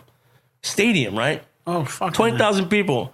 I walk to the mic and like back in the old days when they grab the mic, they go, yeah, fucking. I was about to go, hello, Johnny Cash. But I'm like, what do I do? And everybody starts booing right off the bat. Pinche gorda. I mean, I'm being told, and I'm like, what am I going to do right now? What am I going to say to shut everybody up? I went Selena on them, bro. Oh shit! I went como la flor, all loud, bro, loud. I even did the little wave of my hand, and the voice, the little finger, bro. They shut the fuck up. That was how I shut them up with the Selena fucking thing, and they had them on, and I started singing fucking Mexican music, like mariachi music. Okay, there was a little video in your YouTube. Well, I do a little bit, yeah. With the pinche Manda Norteño. Yeah. Oh, you guys saw that? You know who was in there? Ramiro Caro. Oh, shit. Yeah, Gerardo Ortiz's cousin. Okay. Yeah, before he passed, before he got killed, him and I used to do stand-up shows. He wanted to do Palenque comedy tour. And he hit me up. He said, I want to do a movie. And I wrote a movie. Shit. I wrote a narco, not a narco movie, like a musician movie about the banda life. Because I used to play in banda. I used to play in Banda Limón. No way. The plot thickens. No, ¿qué tocabas? Tarolas. I was a drummer. You were the drummer? Yeah, tarola. 2 timbale players and a snare drum. And a hi-hat. No and a cowbell. Way. My band teacher was in the band. La guitarra, güey. I was gonna bring it. She got down, bro. Yeah, and then we started. I mean, so I kind of like when he met me, we were cool friends, and then he invited me to go to Mexico, bro, on that trip. Órale. I know, it's crazy. And then I heard they got shot up. Yeah, it was crazy. About what, 4 years ago? Yeah, 3, 4 maybe a years little more ago? longer than that. Was it? Yeah, so that video was like maybe like a month before he actually got killed. So it was him. Fuck. It was him he plays in that video. If you see the video, he's the one playing the guitar. Okay. Yeah, so it's crazy. That is fucking crazy, güey. Fucking hell. I told you, bro, I'm like Forrest Gump over here, bro. Dude, like son of a bitch. I'm like, everybody. fuck, se nos va a acabar el tiempo and shit. And we might have to do a second part, Dude, part 2. Parte dos. La venganza. But I want you to start playing the music of fucking Braveheart in the background, bro. Bring Eddie over. No, but I mean, you've had I was going through the research, and one thing is I found out that you're not Momo, the guy that does the nails. No, you know what? How many times I get tagged to that guy? I want to meet him one day. I want him to do my nails. I saw that too. I thought it was like one of your comedy bits because there's one of them where you do like the cholas. Oh, that was when I was at Maker Studios. Shit cholas with Mijito Lex. He's the guy from Cholo Adventures. Yeah. And so I'm like, okay, maybe this might be one of those uñas con Momo. Yeah, uñas con Momo. No. So I'm like, all right, I can see this, and El Cheeseman, and the I should do that. Yeah. I should parody Momo Rodriguez. Yeah, the nail guy. The nail guy. And then, should. Because he's like, okay, muchachas, tienen que hacer this. You watched the Yeah, it was because I was watching. I know. I've never heard his voice. I was watching, and I'm like, okay, all right. And the thing is, they don't show. They show them a little bit. Yeah. But then they show a hand and the fingers and the nails, and they're doing it. And I'm like, okay, when is this gonna get? You went through the whole video. I'm like, when is this gonna get funny? Is that what you're trying to show off? Your fingers? When does Momo come in? 5 minutes in, I'm like, wait a minute, dude. This is an actual. 5 minutes in. I'm like, this is not funny. This is not funny at all. This is the actual tutorial how to do your nails. And I look at it, I'm like, oh, there's 2 Momos. There's 2 Momos. Yeah, he's from Mexico, I think. Yeah, because then I also saw that you're part of Tutele. Oh, that was part of Maker Studios. That was it? Yeah, Tutele was where we had La Chamba. La Chamba, right? And they signed me, and then that was when Maker was huge, and then they got bought by Disney for like $2 billion. Oh, shit. But see, I left Maker because I went to the Mencia tour. Okay. And then you were also doing the Real Encounters? Oh, yeah. I was a ghost hunter. Was that real or was that a parody? It was a real encounter. No, it was real. Was it? Because I thought it was going to be funny. Because, I mean, like, there's parts where they show you in the night vision. I'll be honest. I thought it was going to be funny, too. Okay. Until we shot. That shit scared the fuck out of me, bro. I saw some shit that I still can't explain. And I've always wanted to do like a paranormal podcast because he's my friend. His name is AJ Barrera. He's on a radio. He's been on radio for years. But he does a lot of, what do you call it? A lot of... clairvoyance? He's a clairvoyant, yeah. He talks to dead people all the time. Like he talks to the dead. And I thought he was full of shit. You know, okay. And then one night, because I met him in college, we went to his house to party, and I spent the night in his house because it was tore up. And then I'm like, hey, man, what's up with this house? He's like, what are you talking about? Who's that over there? And like, oh, it's this person, it's that person. And then they sit down, and the seat next to me gets hot, like, in. Yeah. Well, who's that? That's a dog. There's a ghost dog in his fucking house. Fuck. And then I'm like, what are you doing? He's like, honestly, because I'm like, how do you have a big ass house to yourself? Chicano kid from West Covina. Fucking house. Oh man. Right?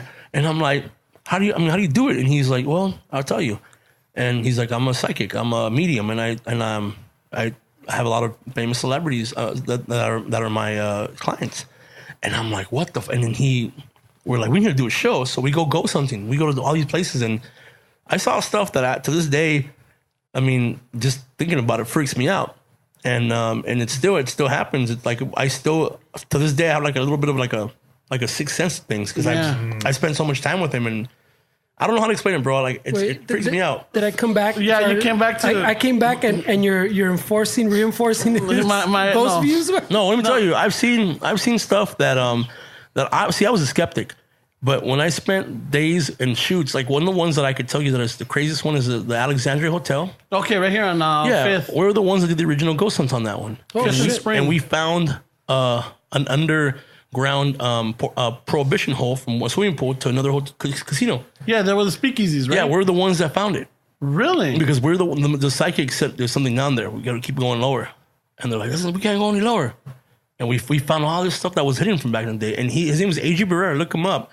He does readings, and that day we wrapped up and wrapped everything up, and a little girl walks out of the elevator, and I'm like, what the fuck? Who's kids out there at 4 a.m? And yeah, she was my first apparition. She looked real. She looked like the movies. Shut up. Fuck. So we researched this. Turns out after months of research, we found out that the architect's daughter in 1909, his daughter was killed in the elevator shaft. Oh, shut the fuck up. Yeah. Yeah, because there was the Cecil Hotel is also the one with Richard Ramirez. Oh, dude, I mean, there's so much fucking history. Yeah, I mean, I believe in that stuff. You have to, bro. Now, I mean, right? Yeah. Now. I mean, I couldn't explain it before. I mean, it was scary, but now it's like, and I remember, you know what? I think I should stop doing the show because I couldn't sleep because things would follow you. Shit. Yeah, things. I mean, I can't even close my eyes sometimes when I was like, because I would sense shit. Like it was too much, bro. It was way too much. And you probably opened up your third eye hanging out with that's what he told me. Yeah, he probably did it for you so you can understand what he's doing, man. That's exactly what he told me. Yeah. So like there'll be moments when I'm talking to somebody and they're like, I gotta tell you something about your grandma. And they're like, how do you know? I'm like, I don't know. Yeah. I don't like it. I don't like when it happens. I hate it.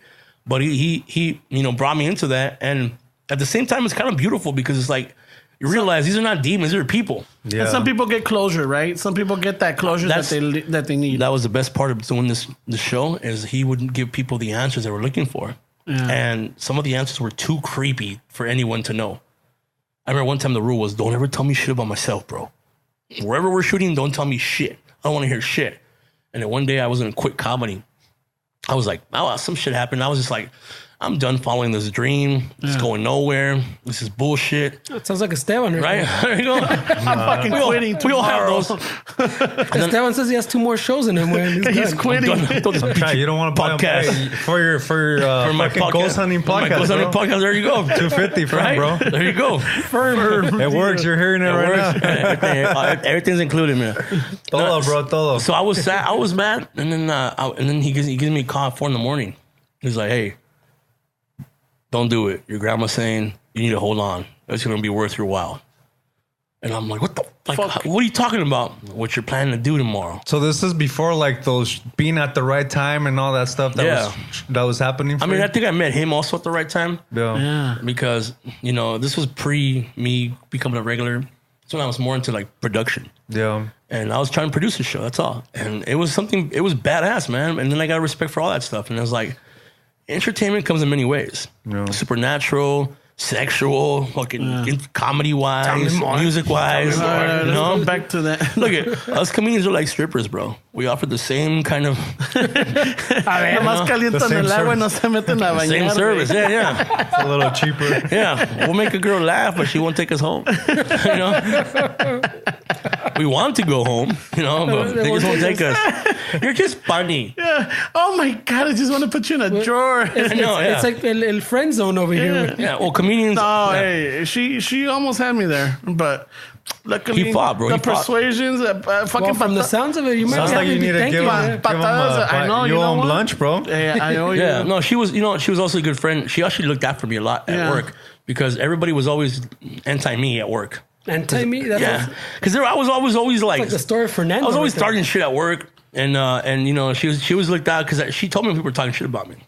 And you always need that one friend that tells you, hey, aguas over here. Cálmate, cabrón. Bájale, You know? bájale. That sounds like my story right there. Remember when Ramiro used to tell me, hey, that dude went on vacation. He came back.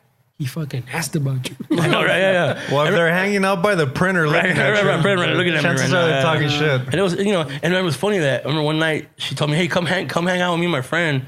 And I'm like, and I don't know where I was at because I was still taking the bus. And she's like, it's in Downey. I'm like, oh, cool, I live next to Norwalk, so I'm good. And I went to that one place over there. I gotta keep my cartera. Cali's the boss. Cali's, yeah. Bro, whenever he would invite me somewhere, like, hold on, let me check the bus schedule. Let me check. I picture him like on his dresser. Oh, he had dude. like 20 carteras. Oh, bro. Today I'm taking this Downey. one. I know. Today, This is the you know what? Downey one. Honestly, I had to figure out ways to look so they wouldn't rob me. I'm like, you look more aggressive, and I looked like I was constipated. I was trying to look aggressive. But dude, and it was funny because I never. That was a bad contract. I hate asking people for rides. I didn't want them to like. Yeah. So Yeah, we're talking like pre-Uber Dude, and all that, right? Seriously, I would spend the night. I would go do the Laugh Factory, or I would do the Improv at the Comedy Store, and they would give me the 2 a.m. spot because that's what you give the beginners. So there was no buses running after that. So I would spend the night at the bus stop and wait till the buses ran again at 4 a.m. to go home. You have to have some motivation for that shit, Wayne. Fuck yeah, bro. Dedication. Those homeless guys, dude. My homies though, bro. Yeah, because when the mija told me that you had quit or you had left, I'm like, what? Yeah, dude, he's taking his he's Yeah, I quit because he's not like he's serious about All his in, thing. I'm all like, in. you know what? Fuck it. I didn't even say goodbye to nobody. I felt bad. Yeah. Because I got into it with the boss. I'm like, you know what? This is my dream, puto. And I just, you don't know, man. He's all like, fuck you, fuck you, fuck you, fuck you cool, you're cool. I'm out. I know. I left like in like just this like thing like, and it was funny because her boss, one of the not her, well, the one she used to work for, one of the guys told me to my face at that job, you know, this is gonna be one big flop in your face. You should just give up now. Oh, it's shit. stupid for you to go on. You should just focus more on us.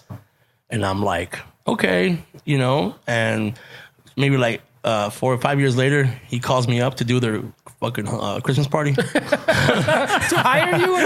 Yeah, You're like, no, thank you. yeah. You do that a lot, though. No, bro, you do a lot of corporate stuff. Well, to see, me. the cool thing is about corporate gigs is that, you know, they pay them good, but it also challenges me because I do clean acts and I can do 30 acts.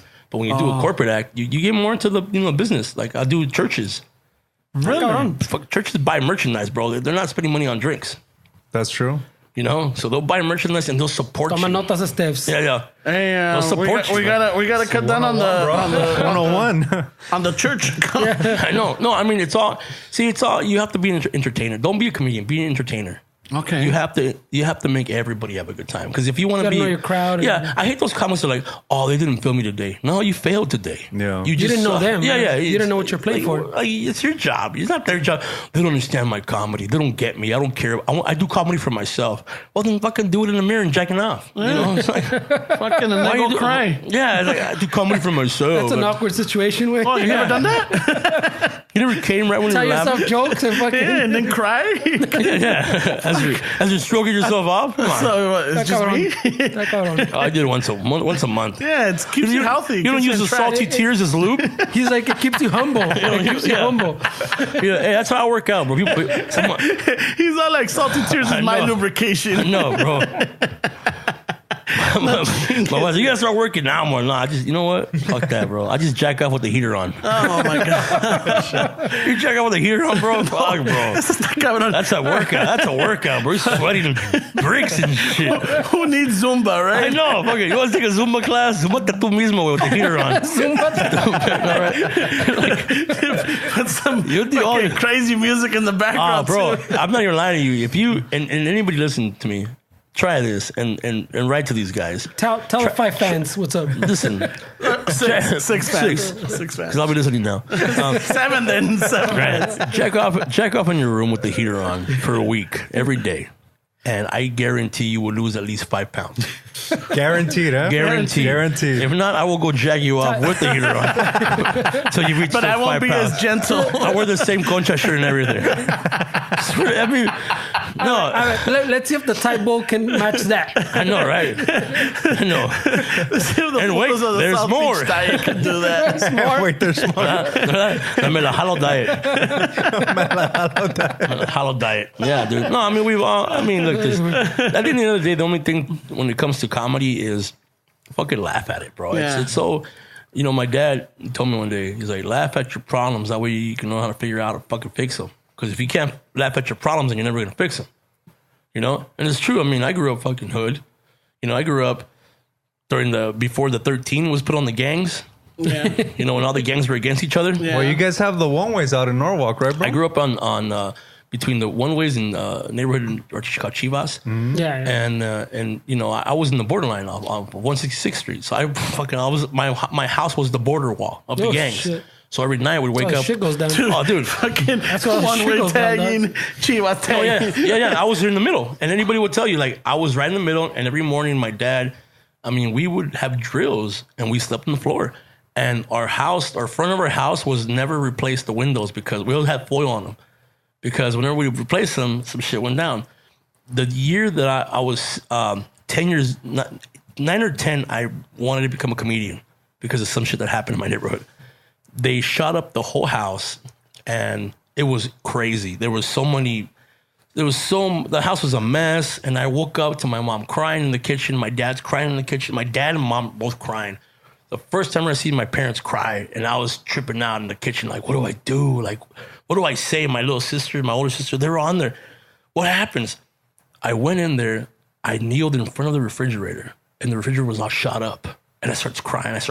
No! Take me! Not the fridge! El refri, no! He was too young! And my mom starts dying, like laughing her ass off. And that moment I realized I turned a negative moment in our life into something positive using this tool. And that's when my comedy, like... Shit, man. Yeah, it all happened. And you know what? I love that neighborhood. And I love all the neighborhoods around it.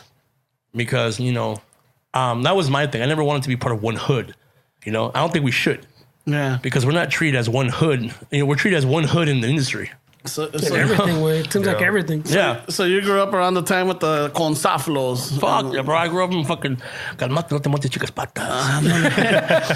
Dame una de lámina con 2 de cemento. Cemento.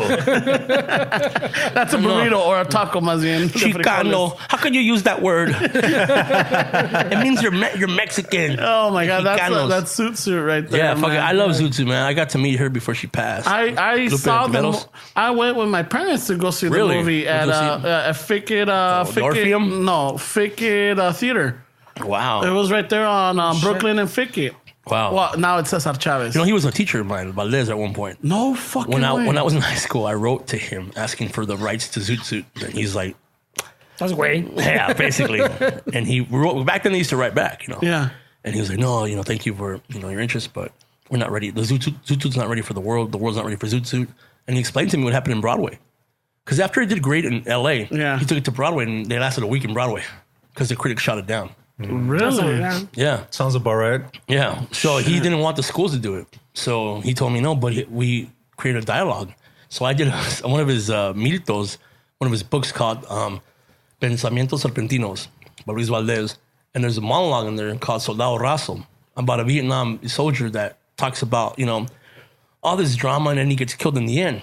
And it's almost like suicide in the end. Spoiler alert. You know? It's an old one. So I performed it in front of my class on an open house at school because they asked me because I was a theatrical in high school. Yeah. as part of the honor system and drama. Momo, would you do a monologue? Yeah, sure. I went, and then I got in trouble because I talked about suicide at a school. Oh, shit. And they kicked me out of the play.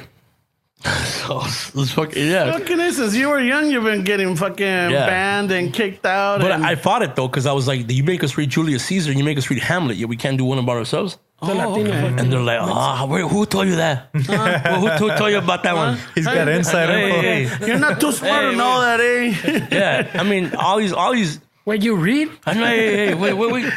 Okay, yours has pages, you know?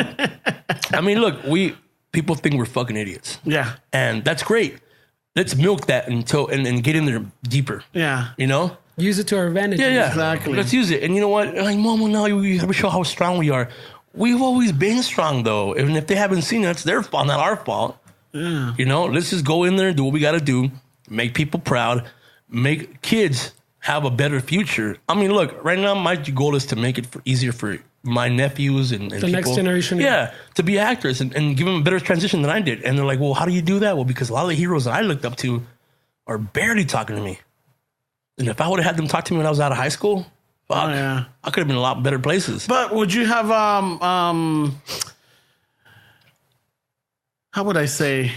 Would you have benefited with the struggles that you've gone through now? Because now you're able to acknowledge and see how your hard work and everything, you worked hard for it. Yeah, that's nobody could take that away from you. But if it would have been handed to you, you would have just taken it for granted, wouldn't you? You know what? That probably is true. I mean, because most of what I wanted to do was a struggle. Like people, how did you meet George Lopez? I broke into Warner Brothers. Oh, and I was arrested. But I went in there and I actually met him, and then I got to do stand-up in front of him or perform in front of him, and that's how he got on his radar. And then how did I meet him again? Well, I broke into his golf tournament. I broke into his golf tournament Sounds like a pattern right here. 3 years ago, I broke into his golf tournament, and if you ever try to break into one of these are like $20,000 a person golf tournaments just to play. Plus, dinner's even more expensive. Emilio Rivera was invited. So I went and I saw him in the car about to go into the parking lot, and I went behind him. So on purpose, when he went through security, I yelled out, Emilio! And he saw me. He goes, what's up, Momo? So I'm like, okay, cool. Security saw that I know him. Yeah. He knows me. That's a good movie that way. Premeditated. That was brilliant. Behind me was the guy from the Big Bang Theory, the Indian guy. I forgot his real name. Oh, okay. Kamal, but his name is Raj, right? Raj, yeah. But I don't know his real name. So I yelled, hey, Raj! It didn't work as effective as I would with Emilio. It wasn't as effective. But it was still, they saw me. So I went to security, like, hey, I'm here for the golf tournament. Oh, yeah, you ready to play golf? Yeah, I'm bullshitting, right? What's your name? Momo Rodriguez. Momo, I can't see you on this list. Maybe you're on a different one. I'm like, I could just call George if you want to just call George. I was on there. I could just call George. It's like, no, you know what? Go figure it out inside. I'm like, oh, God. Went inside. Now I parked. Now I got to go through registration. That was a fucking harder one. So I ran around my car in circles for about a little bit. Until I was out of breath and just sweating. Which I already was, by the way. Those vueltas. Yeah. Didn't have the car itself. I was already there. I went to the registration, and I'm like, Miss, I need to use the restroom really bad. I don't even know where this is. I'm new here. I haven't been to this golf course before. Oh, sweetie, don't worry. Go straight to there. The clubhouse is right there. I went to the clubhouse. Emilio's right in there changing. He's like, hey, fucker. You sneak in? He knows the track. No. I'm like, yeah. He's like, he's hardcore. I'm like, yeah. Hey, carnal, I'm fucking be close to me, bro. I don't want George to see you in the fucking thing I brought you. I'm like, no, it's cool. George let me in. He knows I'm here. And he's right behind me and shit. George Lopez. Yeah. He's like, again, bro. Like, fucking, he's like, have a good time. Just stay out of the way.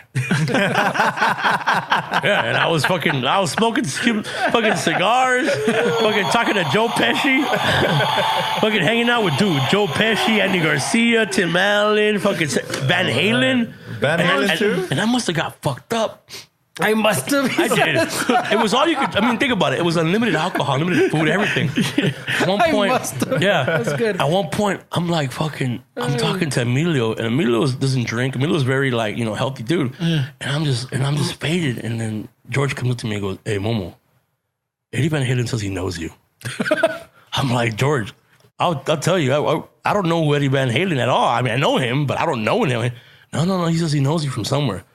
And I'm like, fuck, what did I do earlier, bro? Like, I was so out of it. I was so, because the heat. Did I rub up on him? I know. Did you fucking rape his golf clubs or something? Dude, it was a crazy night. Joe Pesci, I was trying to get next to him. I was sitting around him the whole time, but I was so afraid to talk to him. You're like, am I funny? Funny how? Know, bro. I was sitting across the table from him, and I know he caught me looking at him all the time. I was just staring at him like, he's like, and I know what was bothering him. And then the first thing he goes, so you're gonna get a picture or what? I'm like, oh, thank you, sir. Thank you. And then who else was there? I mean, bro, Cedric Entertainer. Well, now. Oh yeah, I saw those. Well, pictures. now I'm working with that's on the Comedy Get Down tour. Okay. So, D.L. Hughley, Eddie Griffin, Cedric, and George. So to be in those rooms, bro. Yeah, dude. And with the Kings of Comedy. That's comedy. I mean, being in private jets with them, it's fucking weird, bro. Hanging around with them. The other day, we're all in there. They gave me a cigar. That's like, I Google everything they give me. Yeah. I'm not gonna lie. Okay. They gave me this cigar at the Cohiba Reserve, fucking, and I looked it up, and it was an $800 cigar, and they gave me one, and they're all smoking it. So naturally, I'm like, how long can I not light this up for? And maybe eventually they won't see me not smoking. Put it on eBay. Yeah, put it on eBay. Fucking A. Right? No, George. Hey, fucker. You want me to cut that right now? Yeah. And he lit it for me. Smoke it, motherfucker. So I was smoking, and then I was like, the whole time, bro, the whole time I was so nervous because I was like, what if I smoke it wrong? It's just like, fuck it. I never burned something so expensive before. It was fucking badass. And these guys were just like, they're so supportive. D.L. Hughley is an amazing comedian, such a sweet guy. Cedric Entertainer is my boy. I mean, all of them are just so sweet, and it's fucking surreal to be amongst these kings. Yeah, you know? It's good. It's good to see. I mean, especially only that because that connection that I knew you 10 years ago in a brief moment, but in that brief moment, it was fun. Yeah, it was fun, bro. Yeah, because I know we went to a couple of bars, at work, and then dinner, and then, then you just disappear. No, güey, espérate. No. Nunca me llamó. Full service. Well, you know what's funny about that job is like I lost track of everybody because I went into this dark place in my life where I was like, fuck, I don't want to bother people. Because then nobody liked me because they're like, oh, he wants a ride. So you got married. So I got married. I got married after after everything, But it was so, I had no girlfriend. I was always just by myself. I was just like, I dated, but that's rough, though. Yeah, it was just like, it was just like I didn't want to be nobody's burden. And then I had an education, I had a college education. So for my parents, like, you're a fucking clown? We're immigrants. Shit. We came here with nothing, and you went to college and you're a fucking clown? Like, that's what you decided to do? Like, why? And then my dad one day, I remember he was so pissed. And I told him, he saw me perform in Vegas at the Mirage. And for him, he saw his son on a Vegas stage. Huge, thousands of people. And I go, you see what I do? And he goes, no, it's just that I'm afraid for you. I'm afraid that you might not have a plan, or you have to be something sure in life. You need to have security. And I go, how long did it take for you to cross this border? He's like, well, it took like 6 years. It was hard to cross the border, man. We kept on getting deported. I'm like, cool, let me cross my border now. Oh, nice. shit. And for him, that was just everything. That was like, okay, well, I see you doing your struggle. You have a different thing in your life. And to this day, now that when I go to their house, they're like, what's new? What's going on? ¿Qué dice George? ¿Qué dice George? ¿Qué dice el tío Jorge? Okay. And even working now, right now I'm working on a show called, on a Spanish radio, I'm writing their cartoons for Erasmo and la Chocolata. Erasmo el chocolate. It sounds like an albur. Yeah, it does. It's like a I guess it's national, like a talk on like Mexican radio station. Oh shit. Yeah, it's like he's like the new Piolín or Cucuy or whatever. Oh fucking A. Wow. Yeah, so I'm writing their stuff. I'm working for Univision. I'm working for all these other networks. Something weird. So, Mom, man, that's fucking awesome. It's crazy, man. It is. You've. But I'm broke, bro. But I'm broke. Estamos nosotros don't know how to do this show. It's like when a Mexican mom says, bueno, pero ¿qué te están pagando? Yeah. It's like, pero te pagaron. Mom, I just met my hero study. Te pagaron? I'm like, fuck. You take the whole out of my heart. Like, it's fucking. No, but I burned $800. No, but I burned $800. langosta también. Langosta, right? Yeah. Como rey. No se nota. Me pagan en calorías, I know, nomás. right? Seriously, man. Y me los estoy chingando. Hasta le traje, madre, el platito. Tenga, aquí está su filet. No, there's all these weird different things that I'm learning too, man, as far as food. Like, once you hang out with millionaires, you can't go to Norm's anymore. No, it's not where life happens, though, bro. I don't know. You can't eat a fucking steak from some badass and then go to Norm's, dog. Okay. Vamos, güey. But yeah, you know what? It's like you still have fucking arbitrary. the tacos. You know, you still go to that. No matter what, how much money you got, you can still go back to a taco. Tacos are I'm starting a band coming up. It's called LA Taco. I like tacos. I'm starting a band called LA Taco. It's a parody band. We do songs, 1 minute songs about that are Hey, whoa. You're encroaching. Wait, hold on. What? I don't know because What happened? this is something I've been working on. Are you pitching me something? No, right now? no. But just to let you know, Oh, we would love to collaborate with you. this is something that we just did last week. What we do is we just like songs like the Havana song. Havana, we do tortillas de mama. Yes, Yeah. you're encroaching. Yeah. Last week we did what was it? Kiss Off by The Violent Violent Femmes. Femmes. Oh shoot! Well, let's say you want to collaborate. On it. Just saying. I do have some people. It's just in the podcast. It's in the podcast. Yeah, if you have a chance, last episode. All right, cool. Yeah. Yeah, Well, that's how we started off. And Really? So then we're working on other ones. That's how I showed you that one. I'm like, hey, well, let us know. We'd like to, like you said, we'd like to work together. Yeah, and no also, worries. I'm also doing a food show. Oh, It's called really? Eat, Drink, Momo. You drink Momo. And I'm gonna go and I think a lot of the chefs like Bill Esparza from Not Felipe's Chico, cousin, right? No, the guy from LA Weekly. Yeah, he's on the food shows. We're going to all these places and we're just talking about food. Nice. And since I was on tour for like 5 years, I kind of went around and You tried a lot of places. tacos. Yeah. I had tacos every single state. Oh, shit. Well, now, out of which one's the best one though? Which state can you like? Well, I think California. California's the best. Huevo. Yeah. LA's better than San Diego. Yes. This is the question. This is Yeah. the answer we're looking for. Yeah. Because in San Diego you have more white people that and you They have, want to infuse it or Yeah. add their little touch to it or trick. yeah, more hipsters. And people from Tijuana that want to be American. Oh. Like all my friends are from Tijuana. Like I have a friend from Tijuana and they want to be so much LA. They don't want to be TJ. So they want to be like us. Okay. So they try to get away from what they know. Shit, and I love Tijuana tacos. Yeah. Yeah, no chingas, güey. You know, Taquitos those parados are the best best. ones. I mean, those are the best ones. I mean, for me, it's always been Tijuana, Rosarito. You know, I mean, but that's how we grew up here. But I've been everywhere, and everywhere I go, I have not had a good. The only one that came close was maybe in Chicago, a place called Taco King, all the way around. In Schaumburg, Illinois. Yeah, no, but see, I went around. I went, New York. I had tacos everywhere, and I had met some amazing chefs, and we're the best here, bro. I mean, That's what There it is. Know. The reviews are in. I mean, hey, it's a fat guy telling you, bro. It's not some fucking skinny that's fuck. what- No, the reviews are in, It's guys. not some white transplant from the Yeah. East Coast. Dude. No, I'm fucking. I'll tell you though. It's not some Korean on I'm Netflix. not a guy. Yeah, exactly. It's not no. ¿Cómo se llama? El David Chang. Lo enojaste, Oh, güey. yeah, me encabronó ese güey. Yeah. He did that one con what's his name? He used to be from the OC Weekly. El Gustavo. Gustavo Arellano? Yeah. Well, Gustavo and Bill, they're good friends. Really? Well, Fuck, I love You know, that. why don't I invite you guys on the tour? If you guys are free next Saturday, go with me in Riverside to have us kill this goat Fuck it. with Yeah, the chef dijiste. with the chef from the Los Puercos. I'll call you guys. Órale, pues. Yeah, give me a call. Send us a text. Well, we could do. Bring the stuff. Yeah, we could. Well, we could do. While the We got the to-go package. We got Hey, the- while the goat's on the ground, we could be talking about it. And Bill Esparza will be there, and Chef we'll do. Rick from the Los Puercos will be. A lot of chefs will be there. Yeah, once you put it in the ground, it's like 4, 5, 6 hours. Yeah, we It's could like- just chill it. We could have some chelas and record. Well, we got the to-go package. Yeah, right? we'll take it Right to on. go. Fuck yeah, let us know if it happens. That's what we could plan. We'll find out for sure tomorrow, and then if not, I want you guys come down and do a podcast. The Los Puercos. Hey, fuck be it, let cool, us bro. know. But you have a show coming up, right? May 1st. May 1st at the Brea Improv, man. The Brea Now check this Improv. out. This show will be featuring Roxy. Remember Roxy from the radio? No. No, I don't remember. Okay, well then maybe she's not going to be the sales point.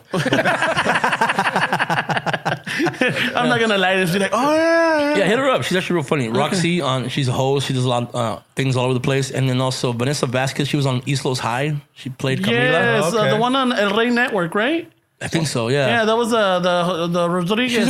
She's in a bunch of movies. She's in a new pilot called Safe Harbor, and I'm doing some stuff with her too. She's also in my projects, but she's performing stand up. She'll be there. Vanessa Vasquez, and then also Phil Medina, a lot of funny comedian. Yeah. And then I'm gonna have Frankie Quinones, Mr. Cholo Fit. He'll be on the show too. Oh, Mr. Cholo Fit. Yeah. Funny. That's The fucking squats. And of course, I'm gonna be headlining and also preparing for my special. So it's a fun night. It's gonna be really cool, man. I'm gonna have some celebrity guests. Yeah, I already told him he had to take the day off, and we're rolling up there. Come down. We'll have a good time, and then we'll have a good time even behind the scenes. I mean, a lot of celebrities are coming. I'll try to get some of your heroes to come down. Oh, dude. Shit. I just... Ramon, he's turning red. It's one of those where like... Visine, I know. Vaseline, I ran into Danny Trejo once in downtown on 8th and Figueroa, and he was crossing. I'm like, oh my God, Danny Trejo. He's like, hey, what's up? Very nice guy. Yeah. That was... He crosses. I'm going against him, and then I turn around and I'm walking with him back. He's like, fuck the calories. This was the time before cell phones. This is the digital camera. My camera was up on the fucking 30th floor, and I'm like, oh man. And then he was with Tony Hawk or cabrón. Yeah. Sounds about right. Yeah, they were coming from somewhere, and they're like, fucking, I had to go. And like, Oh, that's that we're working that building. Yeah, it was Tony Hawk and Lucy Liu. It was probably just some white guy. No, Tony Hawk. We took a picture with Tony Hawk. Yeah, someone has a picture of me. I don't know if Ramon was there, but he was there. That's at the hilarious. time. But yeah, I just want to let everybody know, May 1st at the La Brea Improv. Check out Momo Rodriguez. Come down. Yeah, check it out. Support the raza, cabrón. Yeah, there's a link on my Instagram. It's Momo Rodriguez on Instagram. Hit me up and then mention the show. Yeah, and then I'll give you a special DM. He just give you a pat on the back. Thank you for coming. A solid high five. Yeah. as long as I get 5 DMs, that's all that matters. So before we wrap this up, I wrote down this thing. It's like 10 questions. All right, so you give us the best answer. 7.5. All right. ¿Quién te asustó más, el cucuy o la llorona? El cucuy, bro, de la mañana. Yeah? I saw that fool live. Favorite rola to dance to at a party? Spanish or English? Doesn't matter. Let's just say Spanish. Spanish would have to be at a party. Yeah. La Puerta Negra. Really? Yeah. Fucking pegadita de cachetito, yeah, right? Bro. De cartoncito, güey. Órale. Old school. Some Plaza Mexico shit right there. How old were you for your first peda? I was 18. 18. I was TJ, right. Tijuana. Nice. All right. What was a travesura that you got away with? I burned down the back of somebody's yard. All right, that was a bad question. I might have to redo this one. Ponle felony ahí, güey. No. Hey, but he was a dick, though. Go ahead. All right. What do you prefer? La chancla o el cinto? And we're talking la chancla con the fucking la llanta, güey. The cinto, because, when you have a big body, it kind of wraps, so it kind of gives you more of a hug. There's a lot of science behind it. Right. Who was your first celebrity crush que te dio cosquillitos allá abajo, güey? Would have to be Graciela Beltrán. Really? Yeah. Oh, shit. I'm fucking paisa sometimes. I know. Because I knew that was more of a reality. Yeah. I'll see her like at an opening of a Northgate or something. I don't know for me if it was Gina from La Carabina de Ambrosio or Olga Brisky. Oh, shit. Damn, bro. Yeah, that's some of that Última Función, Channel 22 shit. Fuck yeah. Fucking That's when you first start checking off in Spanish when you watch fucking Channel 22 in the middle of the night. El Caballo and shit, his movies. Yeah, o el pinche... Sin comerciales. Fucking Capulina and shit, bro. Yeah. Your favorite Chespirito character? Even though I look like Ñoño, I would have to say my favorite one was Don Ramon because he did everything. Yeah. That motherfucker every time. Oh, I was one of those guys back in the day. Yeah. I was he was he was everything. He was everything, and he was never an asshole. As much as people, chavo? he did, but he also cared about him. He cared about everybody. He was always trying to help everybody out, and he never got the credit he deserved, man. También nunca pagaba la renta, el cabrón. But then again, hey, cast the first stone, motherfuckers. Right? That's cast the first stone. But at the same time, he was also he was a single dad. Nobody ever saw that. That was true. He was a single dad making things for his daughter, and he was always trying to help around. And you know, he should have just fucked the old lady, La Bruja, just to give it to her. Sugar mama. Yeah, he should have just fucked her. He was such a great guy. I mean, and also a comedy legend, the family. Yes, Los Valdez, El Loco. Loco, yeah. Fucking A, man. I thought you were going to go with Godínez because he always looked high. I thought he was always high. Godínez. You know who? I like el cartero. Jaimito? That's fucking the worst fucking cartero ever. He's fucking, he looked like just like Mr. Feely from, what do you call it? From the Mr. Rogers? Oh, shit. I never watched that show, believe it or not. Tell you, man. All right. Tu menudo, con nistamal o sin nistamal? What? Menudo, you know how they have that with the hominy? With the fat shit? No, with the with the hominy. The hominy or without That's it? not menudo, way? Yeah, the menudo. Well, they do it. Here we go. The question. Here we go. Shit. Fuck, I hate this question all the time. It starts battles. I know. Simplify the question, man. It depends what part of Mexico you're from. And I'm from Chihuahua, so we menudo like that with the hominy, and we eat with bolillo. We dip it with bolillo. Yeah, right. Wow. Yeah, that's how we eat it. Dick, that's how my grandma makes it. Yeah? Yeah. Okay. We put the chile. We make it with the chile in it, not people who put the chile on the side. Yeah, no. And Yeah, we use, the red one. Yeah. Okay, all right. And that answers that. It's more of a regional question. Okay. All right. Chocolate Ibarra or abuelita? Fuck, bro. That's a hard one. No, let me tell you, because this has been an issue in the family. Oh, shit. Because do you want the name or do you want the old lady? I know, right? You know, and I later found out it's almost the same. It's almost identical the same thing. But one of them has got more canela or more spicy. The abuelita has easier. It falls apart easier. Yeah. And I make mole from scratch, and I use abuelita, and I make cupcakes with abuelita, and they're easier to grind. Shush. Look at that. Damn, bro. You heard it first. All right. All I gotta see is the shit, though. And last one. That's the old lady. For those of you who don't know, that's the old lady. That's all I gotta see. Yeah, that is. The grandma and all the Pedro Infante movies. Yeah. Last one. What's your favorite taco? My favorite taco would have to be the simple asada, bro, because if you cannot master asada, you can't master pastor, you can't master butch, you can't Los que master... están más cabrones. Yeah, asada is so plain and simple. It's like being a chef, make an omelet. No. And if you can make an omelet, it makes you a good chef. He makes a solid point, way. Bro, I never thought about that. Let me tell you, bro. I'm a really wise motherfucker.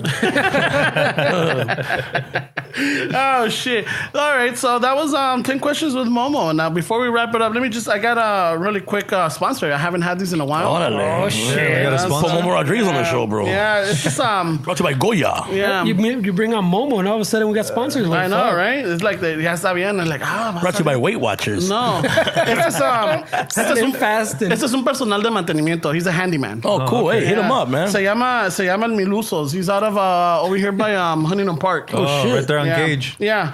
So, you know, es el handyman El Milusos. Destapa caños, parcha hoyos, clava de todo. Call him over. Justa lo necesario. Bueno, justa lo que necesita y hasta lo que no. Wait, is this a handyman or a gigolo? Wow. I don't know, dude. Dice, Boy, ese multiuso. yeah, Milusos. And then, so dice también que tiene buena herramienta. Ya deje de hacer chambas a mano. Again, I go back to my previous question. El Milusos, out of Huntington Park. Búsquenlo por ahí. Yeah, Okay? Milusos. Hey, man, I'm going to hit him up. Thank you very much, Milusos. Support, you know, entrepreneurship over Yeah, here. it's small. We're all about the small companies. It's better to have somebody help you that you know you can have a beer with than someone that, you know, show up and just screw you over so they can go buy beer. That's true. That's fucking wise right there. Fuck, that's cabrón. That's a quote. That's a meme right there, bro. That's an inspirational quote. That's one of those right I feel like in like 50 years we need to see a Momo statue. I know, right? there. You know, hire the guy that you have a chela with. I know. Not the one that buys them and has them without you. Well, es mejor chile tapatío que tápate chile tío. Ay, güey, that sounds... There we go. Bueno. Ya sé por qué lo conoces, güey. Bueno, y con eso, Momo, thank you for coming down to the Chicano Shuffle Studios, which is a little warm. Great name. And shit. Yeah, bro. I feel like we should masturbate. You know, fucking There's some way where we're here. Yeah. Do a Home Depot jerk off and shit. The Dutch rudder. Instead of the something car wash, you could do the Home Depot car wash. The Home Depot cuddle? The Home Depot cuddle. Well, last week I went to a park, it was the Long Beach Lechero. It was weird. Oh, shit. Fucking name, man. But, we'll keep in touch. May 1st, come down, guys. Yeah, we're definitely out. Domingo and I will be there. Yeah, I'll tell you and that much. let's blow this thing up, Yeah, man. we'll put it up, and I know acá nuestro producer, fucking Fernando, will handle it. And shit, he's Why is he looking nervous? Well, porque ando bien pedo. No, this is I didn't think I was supposed to record the whole time. This is a practice one? I thought I was that good. I'm waiting for the appetizer. I never pushed record. Hold on. Well, do it again, bro. We've done it. But yeah, just wanted to say thank you for showing up. Thank you for coming. Those stories are amazing. I hope a lot of the raza out there. A lot of young comics do it, man. You might have woke somebody up and be like, you know what? Fuck it. If he could do it, I could do it. Let me give you quick advice real quick to anybody out there doing this. This is from the bottom of my heart, and this is going to sound weird. Don't be a pussy. Like, swear to God, don't be a pussy, because that's what keeps you where you're at. That's what keeps you the place where you haven't left. It's not going to be fucking easy, man. It's not going to be simple, and it's not going to be fun sometimes. There's days where you just want to fucking quit everything you're doing. But that's because you're getting closer to what you want. So if it gets harder, that means you're doing something right. If it gets too easy, that means you didn't deserve it and you're going to lose it, right off the bat. Don't be a pussy. Man up. Man or woman, man up to it. Make it happen. A huevo. There it is. Damn. Well, everyone's crying. Either we're crying or sweating in here, bro. I know, it's fucking hot, dude. It's like 82 degrees already. Fuck, I know the titty sweat over here. Okay, bro, I'm over here. I already made fucking hush puppies over here. So this is Ramon saying thank you and for listening, and check out Momo Rodriguez. That's Steps. Have a good week, you guys, and we'll see you guys next week. And don't forget to subscribe, reviews, and all that BS way. Yeah. Late. To BS.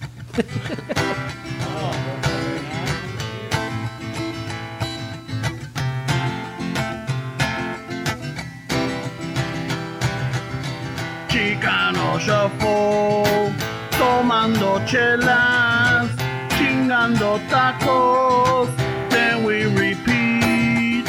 Chicano Shuffle, all kinds of masam, Bernie's all nervous, give 'em a beer.